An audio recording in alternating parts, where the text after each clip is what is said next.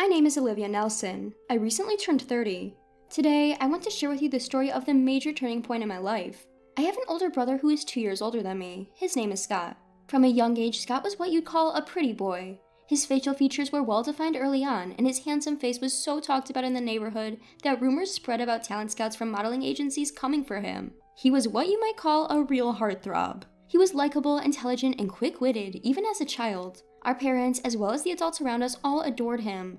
On the other hand, for some reason, I was the only one in our family who was a bit on the chubby side from kindergarten. Even though my facial features were similar to Scott's, being a bit chubby took away from my charm, and that's an understatement. I was shy, not very engaging, and I wasn't much of a talker, so I never got the chance to be praised as a smart kid like Scott. I noticed from an early age that people around us often contrasted us, labeling Scott and me as polar opposites. Our parents must have caught wind of this talk too. By the time I was in elementary school, it seems like my parents had lost interest in me. I didn't perform as well on school tests as Scott had at the same age, and I remained somewhat chubby. Scott was served an afternoon snack, but I wasn't. Despite this, I remained chubby. My mother used to laugh and say, "You really are as round as a ball." When I was a child, I didn't fully understand what she meant, and I just felt happy that she was laughing, but looking back, I realized that I was just the butt of her jokes. Scott would get new clothes and shoes for all sorts of reasons: his birthday, scoring a goal at his soccer club. Meanwhile, even though I was a girl, I got hand-me-downs from Scott. Not just clothes, but shoes too. I can't remember how many times I tripped because the shoes didn't fit me. The only thing I treasured was the backpack that my grandparents gave me, just for me, before they passed away. After a while, Scott graduated from elementary school and moved on to a private middle school. My parents were overjoyed when he was accepted to a prestigious school known for its high academic standards. Around this time, Scott was so handsome that he was scouted to be a child model. Thanks to that, my parents, especially my mother, would often take Scott and purposefully walk down bustling streets like Fifth Avenue. She seemed to be saying, "Look how handsome my son is." On the other hand, I don't recall ever going out with my mother. Perhaps when I was a baby, but not after I grew up and became aware of things. Once, Scott suggested, "Next time, let's take Olivia with us too."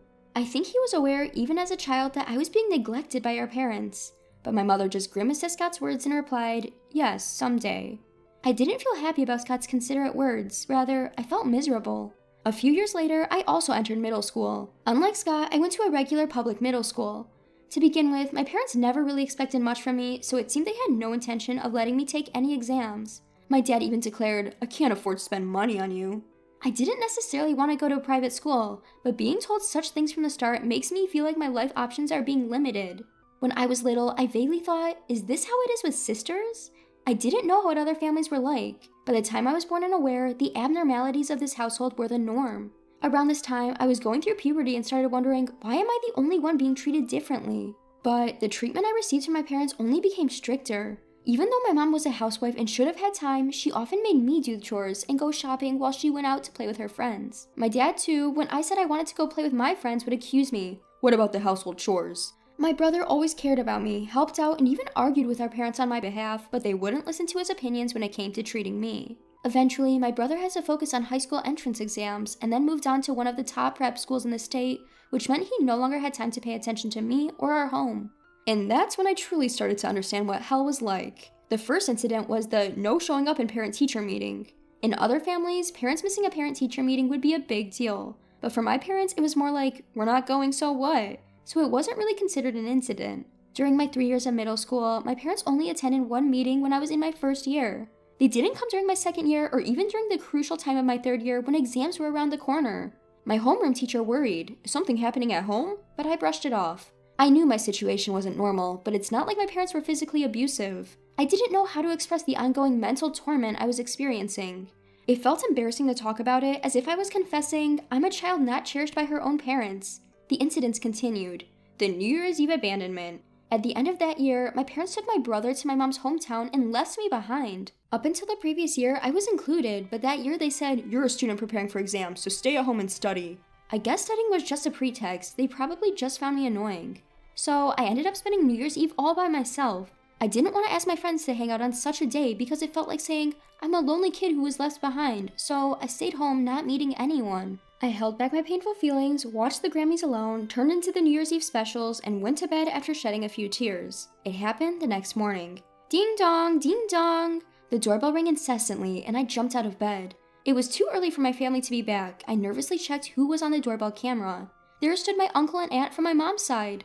Shocked, I rushed to the door with my bed hair and asked, "What's happening?" "Olivia, leave this house. We've already discussed this with your mom. Don't worry, we'll take care of all the formalities," my uncle stated abruptly. "Wait, what do you mean?" I stammered, thrown off by his demeanor. I couldn't comprehend what he meant by leaving the house.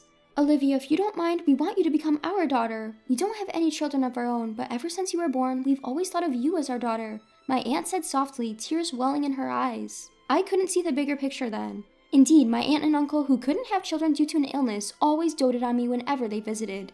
They loved me so much that I knew they had often criticized my parents' treatment towards me. They were the ones who spent time with me, the one left alone while my parents focused on my older brother. My aunt played with me, and my uncle bought me the latest treats and cute clothes. The memories I have with my aunt and uncle far outnumber those with my parents. My uncle, who had just been with my parents, started a conversation like this. "Your parents, they don't plan on letting you go to high school. They said when you turn 16, they want you to work to help fund Scott's college education. We can't turn a blind eye to this. Olivia, you have the right to go to school and you don't need to work yourself to the bone for the family." I was stunned. I had no idea my parents planned to rob me of my future for the sake of my brother. It made sense then why they hadn't attended parent-teacher meetings for the past few years. They didn't have an interest in me or my dreams and aspirations. They expected me to work like a mule. My aunt and uncle knelt down and comforted me as I crumbled on the spot. "We may not be your real parents and you might feel awkward, but we will make sure you're happy," they said. Tears welled up in my aunt's eyes as she hugged me tightly, overcome with emotion. "Olivia, you have the right to be happy. We should have come for you sooner. If you're okay with it, we want you to become our daughter," my uncle added, his eyes reddening, looking straight at me. I wondered if I had ever been desired by adults in this way before.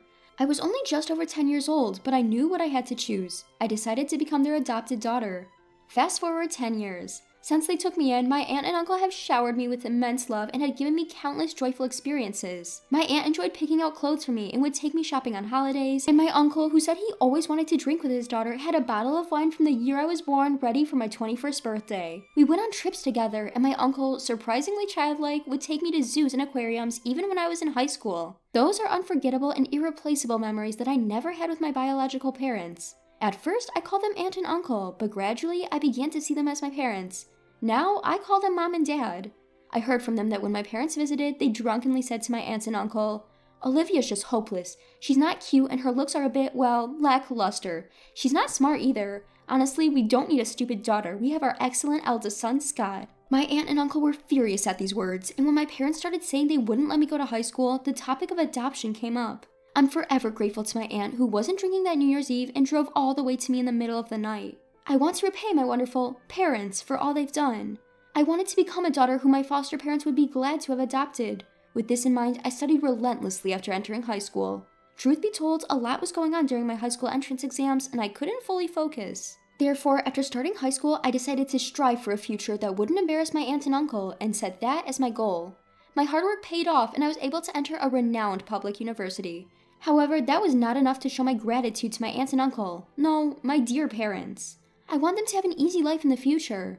With this in mind, I continued to study hard after entering college, obtained a weather forecaster license during my student years, and now I'm appearing on television as a weather forecaster. In addition, I wanted to make my aunts and uncle proud, so I worked hard on dieting and exercising, and now I have earned the nickname Beautiful Weather Forecaster. Looking back, I always resembled my brother in looks, so I had the potential to become a beauty too.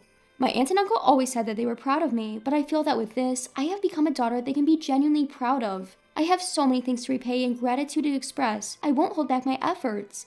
Just when I was thinking that, my biological parents suddenly appeared before me. "Olivia, oh, you've grown so much. You've become such a fine young lady." My parents, tears welling up in their eyes, clung to me. I was just about to leave the TV station and get into my car when this happened, and I was unable to catch up with the situation. Honestly, I had not seen them for so long that I did not recognize them at first. "We were shocked to see you on TV. Scott said it was Olivia. We never expected you to become such a beautiful woman, and a weather forecaster too? That's incredible." My father, as if to say, just as expected of my daughter, patted me on the shoulder. "Really, just as expected of our daughter, we are so proud." They really said it. I couldn't hide the look of disgust on my face and glared at my parents. But my parents continued the conversation without showing any sign of concern. "Oh, that's right. Since we've met, why don't we have a meal at the fancy restaurant just ahead?" "You must be earning a lot as a weather forecaster, right?" What is their intention after lying and waiting for me like stalkers? And after suggesting a meal at a fancy restaurant, they asked if I earn a lot. Don't they just look like they're trying to freeload off me? They won't be able to parasite off me. I have to drive them away so they won't want to see me again. As I thought this, a plan popped into my head. Oh, this could work. Mom, Dad, it's nice to see you, but I have another job today, so I can't go out to eat. Sorry. Of course I didn't have another job. I do have a plan to give my beloved aunt and uncle a meal at a fancy restaurant as a wedding anniversary gift. Oh, that's too bad. I didn't miss my mother's slight clicking of her tongue. Could you maybe share your contact information? I'm organizing a small party for my birthday soon, and I'm inviting people from the TV station. There will be plenty of delicious food, and it'll be fancy, so I'd love to invite you too. Upon hearing this, my parents' eyes noticeably lit up. Really? Oh, aren't we lucky? So actors will be coming as well? Oh, Dad, of course they'll be there. My parents were visibly excited, their smiles widening. Little did they know, no actors would be present. It was a small gathering, mainly a weather reporter's party. The main guests were people from the newspaper and TV station staff. At best, the most glamorous attendees would be the announcers and some TV personalities. Meeting my parents' expectant eyes, I simply smiled and said, "See you at the party," then left. A month later, as planned, I booked a venue and my birthday party took place. Despite being small, a good number of people gathered because, well, we rented a party venue. My parents arrived, arms waving, calling out, "Olivia!" They acted as if they wanted everyone to know they were my parents. It really gets on my nerves. Dad, Mom, welcome. Could you head to the dressing room right away? They'll help you with everything from your clothes to makeup. The clothes you're wearing are lovely, but they also have rental designer clothes. Enjoy the atmosphere while you're here. At my suggestion, my parents beamed widely. They were so easy to read. They can't hide their joy. Oh my, designer clothes. I hardly ever get the chance to wear them. I wonder if they'll suit me. Haha, Mom, you put on a bit of weight. Oh, stop it, Dad. While they were having this exchange, I flattered them. You both still look young and beautiful, so anything will suit you. It seemed as if they'd been waiting for that compliment, and they both nodded in agreement. When I was a child, I was scared of being disliked any more than I already was. I couldn't see my parents clearly, and I couldn't understand what they were thinking. But looking at them now, they seemed quite simple. High-quality things, power, beautiful things. They're the type of people who wag their tails at things everyone likes. My parents, having had their hair and makeup done, were in high spirits as they returned to the party venue. My mother was in a pale pink mini dress that reveals her shoulders, something a young woman would wear. Her appearance was ridiculously inappropriate for her age. The sagging skin on her knees gave away her age. My father chose a bright red suit with a flashy tie decorated with yellow and green geometric patterns. He was the only one in the venue dressed in such a flashy suit. Even if there was no dress code, no one would choose such a poor combination. The clothes were indeed designer labels, but they were secondhand. I had actually prepared all of it. I want my parents to wear these today. These clothes remind me of a family party we attended when I was young. When I said that, neither the makeup artist nor the costume staff questioned it. Of course, I have no memories of attending a party with these parents. A lie is a convenient thing. My parents, who believe without a doubt in designer labels, seemed more than happy as long as I repeatedly said it suited them. In the past old days, my parents would listen to anything my outstanding brother said as long as it wasn't about me. Now, they are on the receiving end of such remarks with the outstanding label now on me. After a while, the party started, and as today's star, it was my turn to give a speech. Before I went up on stage, I told my parents, "I have a message for both of you in my speech today, so make sure to listen carefully," and I held their hands. They looked at me with surprise and said, "What?" But they kept looking at me happily, even after I had gone up on stage. Thank you all for coming to my birthday party today. I would also like to thank everyone who helped organize this party," I began. At my words, my friends teased me, shouting, "You're so formal," and "You're not usually like this, are you?" Hearing this, I jokingly responded, "I'm just being myself," and turned towards my parents. "My parents are here today, right over there," I said, pointing in their direction. The lighting staff took the cue and spotlighted my parents. "Those are my brazen parents who had the audacity to appear on TV and even set an ambush for me, despite having abandoned me in my teenage years." A murmur rippled through the crowd at my statement. It was not surprising, as I had rarely discussed my past with anyone other than close friends. "What? Olivia, how could you say such a thing?" My mother jumped up while my father was left in stunned silence. Since I was about the age when I started kindergarten, those two constantly compared me to my high-performing older brother, Scott, and always favored him over me. I was the one who never got treats, had to wear Scott's hand-me-down clothes. Until I was in grade school, I still loved my parents despite all that. For a child, parents are everything. But during middle school, they started to impose household chores on me and finally declared they wouldn't let me go to high school. They wouldn't even attend parent-teacher conferences. That's when my caring uncle and aunt decided to adopt me. Saying this about myself feels odd, but usually I am quite cheerful. That's because my uncle and aunt have repeatedly told me with love that I am not a bad child. They allowed me to gain confidence and overcome my shyness, turning me into the positive person I am today. Therefore, it seemed my normally cheerful demeanor and my harsh background were a shocking contrast for the audience. There were immediate murmurs of the worst, and how could they appear on their daughter's birthday dressed like that? The crowd started to criticize my parents. Unable to withstand the surrounding gaze, my parents hung their heads and trembled. But now, I am grateful to those two. It's because of them that I was able to find my real parents, my uncle and aunt, who showered me with the warmth of a family. At these words, my parents stared at me as if expecting some twist where they would be acknowledged as important parents as well. I merely responded with a quiet, smiling gaze. Mr. Treasure from the Daily Info, are you here? Please make this story and these pictures into an article. Consider it a birthday present for me. As I called out to a friend from the magazine from the stage, he had already started capturing pictures of my parents. Hey, stop it. Stop it. Don't take pictures. My parents frantically tried to hide their faces. Shameless till the very end, I shouted at them. You always made me do things I didn't want to do, even when I begged you to stop. You can't just force others and not expect to be forced yourself. At my reprimand, my mother's eyes welled up with tears. I'm sorry, if you make this into an article, it will also harm your mother and father. You wouldn't want that, would you, Olivia? I was flabbergasted by her audacity.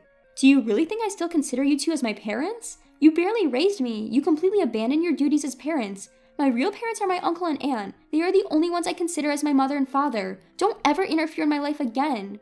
Before I knew it, recalling all that happened, my gratitude towards my uncle and aunt, tears began to stream down my face. The attendees, seeing my state, forcefully escorted my parents out of the venue. It's over, this time for real. I have finally severed all ties with those people. As a child, I cut them off to find shelter with my uncle and aunt. But now I have truly distanced them from me, all by myself. Feeling accomplished and grateful to my uncle and aunt, I shed a few more tears for the growth I have achieved. But right now, I feel incredibly refreshed. After that, the magazine editor asked me, "Are you really okay with this?" I responded, "Yes, please proceed," and they ended up writing an article about my upbringing. The story was quite sensational. It was picked up by many TV shows. There were worries about my image taking a hit, but in reality, the narrative became a drama of a corner girl making a dramatic turnaround, a close look at a modern Cinderella. I received mostly favorable press, and the whole thing boosted my reputation instead of hurting it. On the other hand, those two, I know it might be confusing, so let's reluctantly call them parents. After my story was published, they were given the cold shoulder by our neighbors, leading to their decision to move houses. The gossip spread quickly at my father's workplace, and he was pushed to resign. My mother, who had always been a homemaker, was now unemployed as well. My brother Scott informs me that they were getting by on their savings. Yes, even after I was adopted, Scott remained concerned for me and would visit me at my new home with my aunt and uncle. Initially, he had expressed a desire for us to live together again, but soon acknowledged that it was a better decision for me to stay with my adoptive family. He was happy for me, confident that I had made the right choice. He was always there for me, even during my college years, guiding me in my studies. My precious older brother, Scott. Upon learning that I had revealed everything to the magazine, Scott decided to sever all ties with our biological parents. He would often joke, "The next time I'll see them is probably at their funeral," but knowing Scott, he probably wouldn't even attend that. 5 years had passed since then. I ended up marrying Mr. Treasure, who was working at the magazine that published my story. We now have children, and I'm a mother of a pair of twins, a boy and a girl. As a mother, I want to make sure my children are treated equally and can grow up in a happy and carefree environment, just like the selfless love that was shown to me by my aunt and uncle. And also, like my brother Scott, who has always watched over me, even from a distance. I want them to grow up to be kind and gentle to everyone they meet. But I still have other things I need to do besides raising my kids. Yes, that's to repay the kindness of my aunt and uncle. This year, for our wedding anniversary, I surprised them with a trip to Oregon, which we enjoyed together with my husband and children. My aunt and uncle would often tell me, "Olivia, you have your own family now, you don't need to do this." But this act of giving back is also a source of joy for me. It's not out of obligation, but rather because I want to see their happy faces. It's something that gives my life meaning.